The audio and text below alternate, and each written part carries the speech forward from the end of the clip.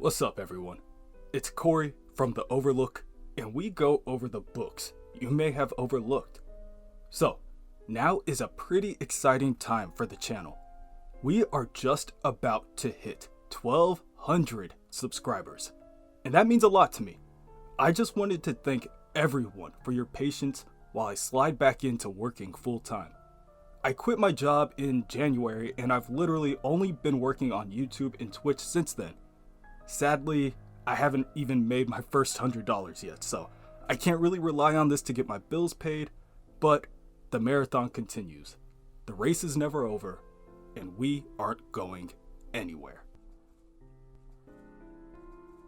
Before we get started, let's ask ourselves, what's going on with Niles Calder?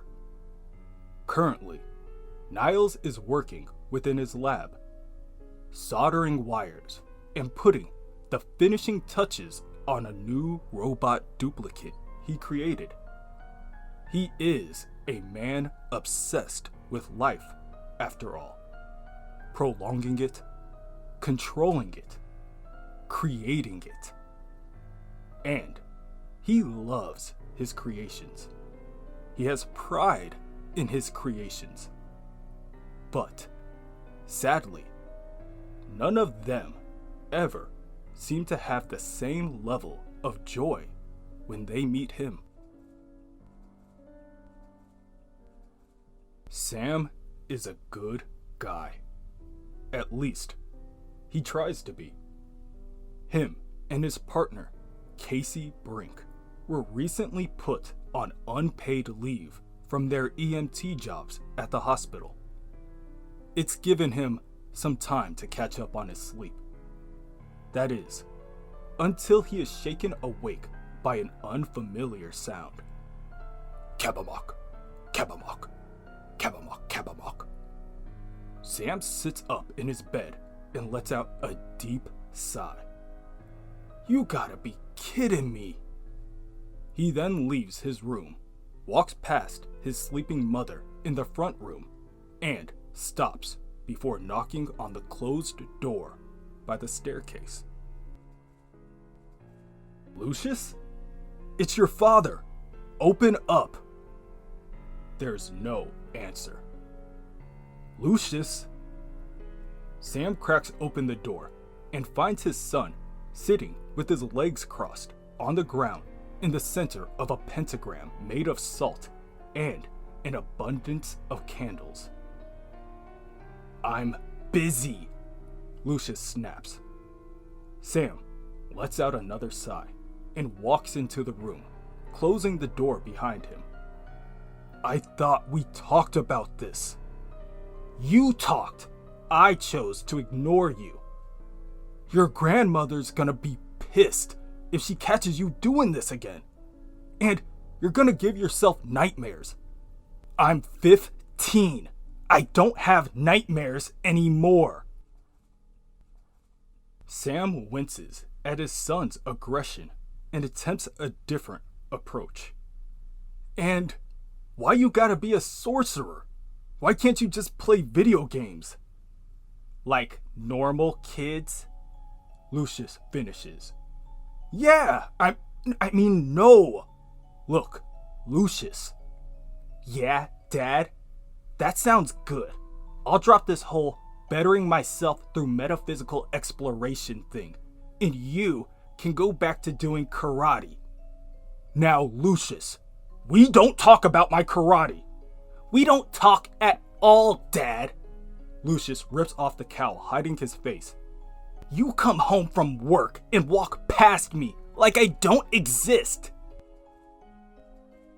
Again, Sam is caught off guard. Now, hold on a minute. But Lucius continues venting his frustration.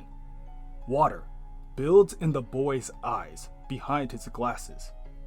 But hey, I'm used to it. The kids at school treat me the same way. I got no one there. I got no one here. We're not a family. We're not friends. We're not anything. Mom's never gonna come back if we don't. Your mother's never coming back.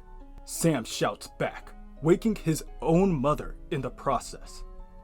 Instantly, he regrets his words, lowers his head, and walks out the door. Elsewhere, the negative spirit has successfully transported Larry Trainer and Robotman to the negative space. It's an empty landscape filled with desert mountains, and a single alien monolith towers over them all. On top of the monolith, a giant bulbous object with light emanating from the center. Larry Trainer, the negative spirit hisses. We have arrived, Larry Trainer. It is time. Wake, human thing, and behold, Nahal, the negative entity. Larry and Robotman hover there, staring in awe at the massive monolith. The negative spirit continues. This is the primordial atelier of our cast. Touch and enter. The two hesitantly look at each other, nod, and raise up their arms to touch the side of the structure. Touch my face, booms a voice from the eye of the monolith. Of course, they comply, and within a flash of yellow light, they are transported inside the monolith. To their surprise, there are hundreds of negative spirits now surrounding them within an echo chamber. Again, the monolith's voice booms. Welcome, Larry Trainer and part human friend. Welcome, negative spirit Keeg. Here you stand before Nahal and a host of the negative spirits. You will be examined, you will be judged, and you will be put to purpose. It is time for us to begin.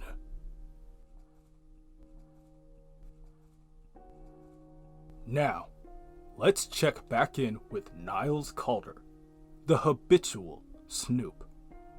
Somehow, Niles' new robotic creation has found itself locked up in a Vectron holding cell. Its body is broken, and it can't move, but its camera still works. So, Niles is granted a live viewing of an unconscious Casey Brinke and her pink friend Fug being thrown in the cell as well. It takes some time for Casey to wake up. Ugh, she groans. My head feels like spaghetti soup. Where am I? I feel like something horrible happened. My leg! My freaking leg is gone! She examines her surroundings and sees a broken robot in the corner of the room. Oh no! They killed that robot man! Wait, that's not the one from my apartment.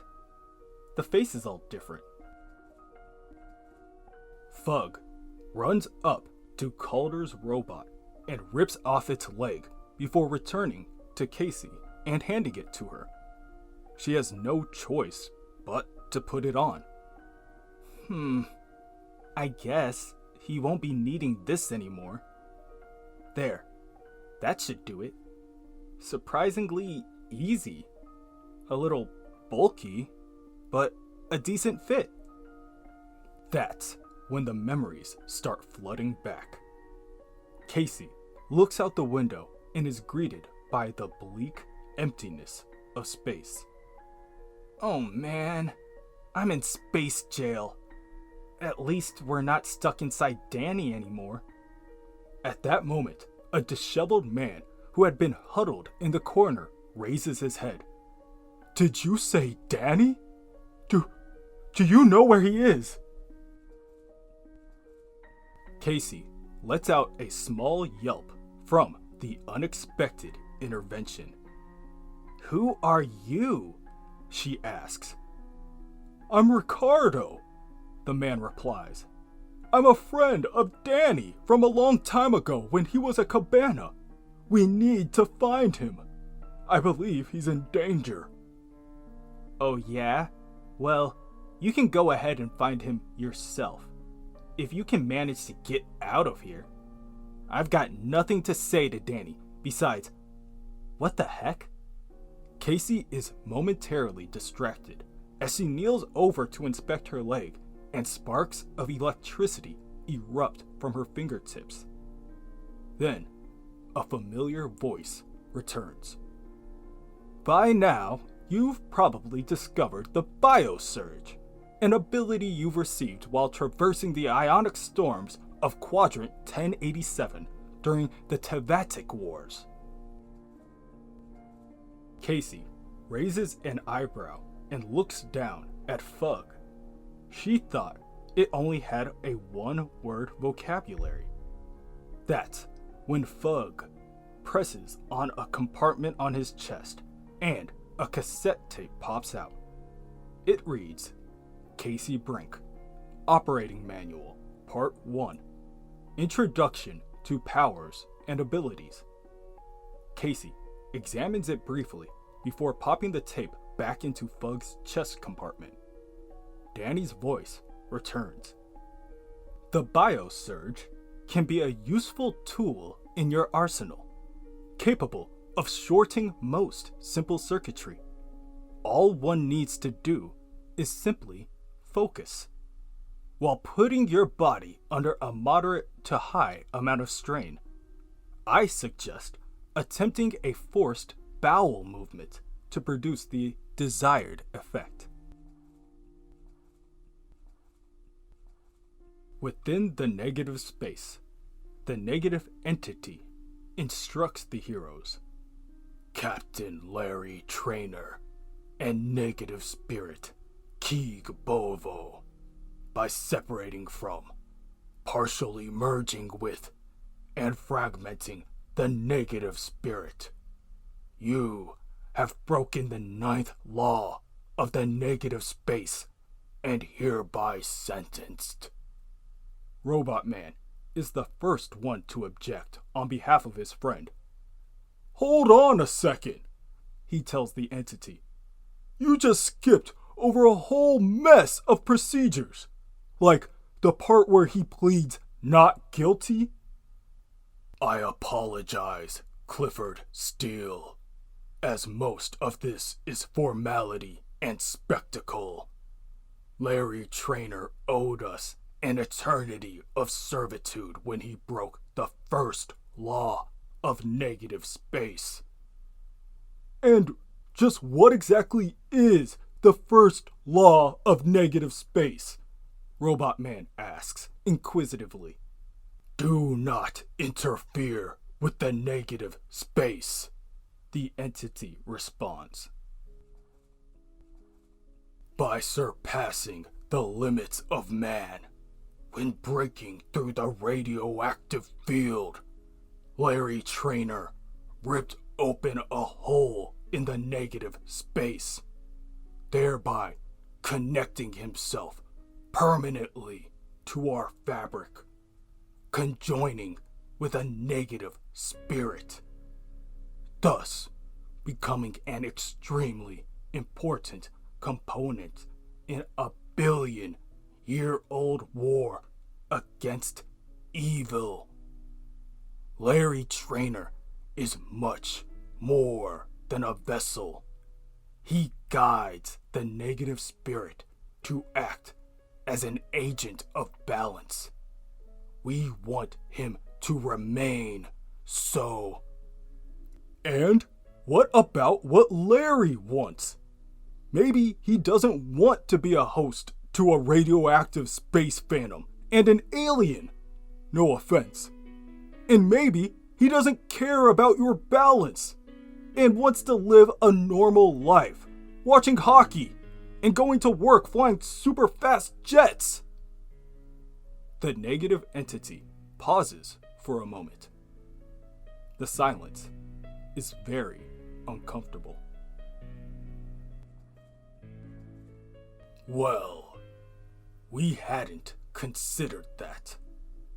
What does Larry want?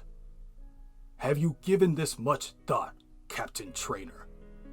Do you want to be normal? Larry places a hand on Robotman's shoulder as a small gesture of gratitude before responding.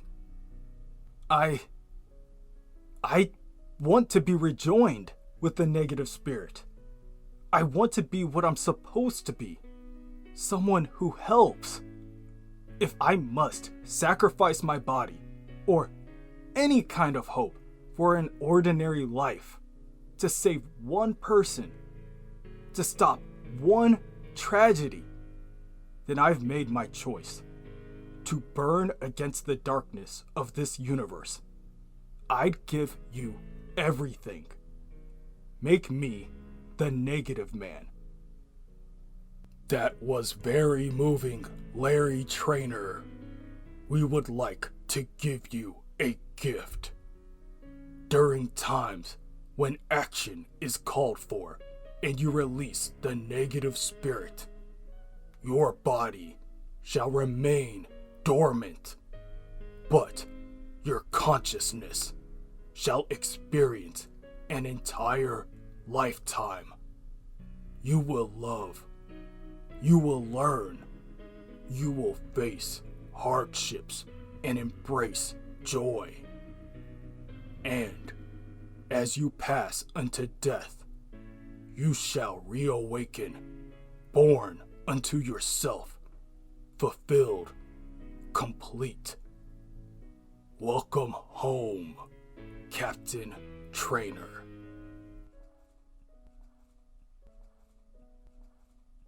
Back on the mobile slaughter unit, X-19, Casey, Ricardo, and Fug have escaped from their cell and are racing down an empty corridor. Where are we going? Ricardo shouts. I'm not sure, Casey responds. But I have a feeling I'm leading us out of here. Hold on. Don't move. Casey and the others hear the sliding of a door open, and they all hide behind a corner just in time to avoid a number of Vectra entering the corridor. This has been an enlightening day, says one of the high commanders.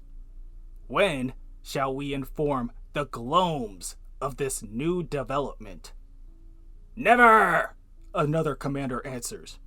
We will provide those disgusting nematodes with the agreed upon product and keep this to ourselves and Vectra Prime. Inform all Vectra units on standby that we shall postpone the search for damaged meat inside the sprawl tomorrow until we figured out what we're dealing with. The motley crew waits until the Vectra are a safe distance away before Casey uses her new biosearch ability to open the door they exited out of.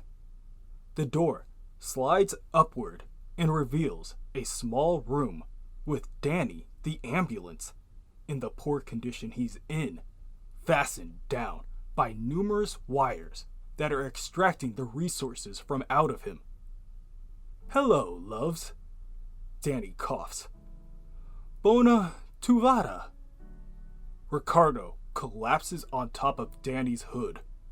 Oh, Danny, what have they done to you, my dear friend? Casey, on the other hand, is only concerned with getting out of there.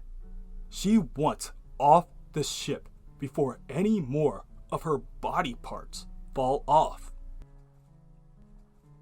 Casey tells Danny, "I feel used. I feel manipulated. I'm not even sure which thoughts are mine and which ones you made up in a comic book. Did you put that thought there?" Danny tries to reason with her, but Casey ignores him. She presses on every button she can find in order to free Danny from his restraints. "I'm not your action figure, Danny. Suddenly, a door opens. Casey stops what she's doing and stands there, staring in disbelief at two large meat grinders. Blood is splattered on the wall and the floor and the ceiling, staining everything. And next to the grinders are a number of shelves with ground meat safely tucked away in their packaging, smartly displaying the label, Grade A Danny. Stress-free meat. "Casey!" Danny shouts to try to get her attention back. "I know," she snaps, still staring at the packaging. "I'm one of them. I'm part of you." "Casey, I never wanted to be a god. I just missed all the people. They used to come to me, smiling faces, once sad, once rejected by the world, and I held them in my arms and gave them a place to belong, free from judgment, free from pain. But they always found us.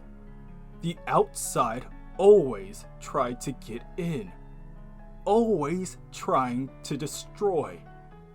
So I left the world and became my own. And again, they destroyed me. And all those faces.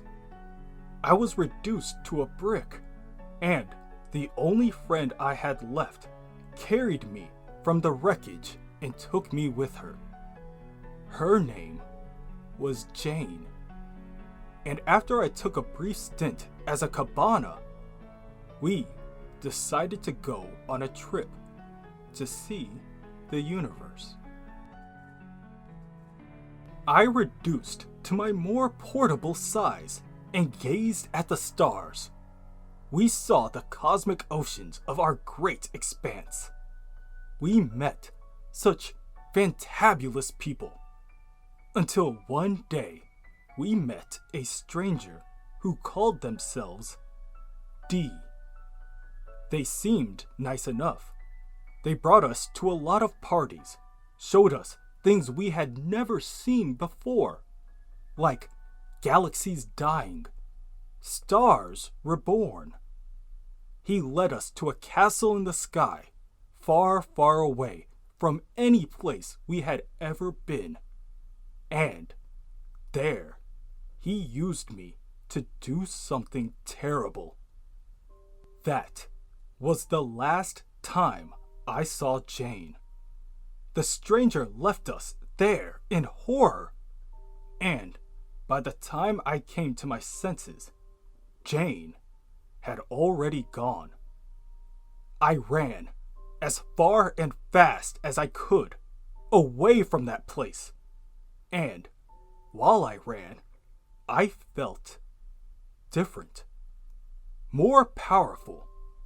A change had occurred in me, and I decided right then and there I could make people, better people, and someone to protect them, to make the outside world a better place for them to live, free from horror, free from tragedy. That someone was you, Casey, dear. You can change things. You're fast, Casey. Faster than anything imaginable. I can teleport instantly, to almost anywhere in the universe. But with you, I can travel back in time. I can always get there early. Early enough to stop the Vectra from turning everyone into burgers? Casey finishes his thought. Yes, before they tortured me into producing things far worse, I fear. Then, what are we waiting for? Casey asks, jumping in the driver's seat. That's the spirit, love. Now, in the back cabin, you'll find some things that belong to you. And, sitting behind the driver's seat, you'll see a canister of psycho gas. This is important. It keeps you from going insane when traveling at chrono velocity.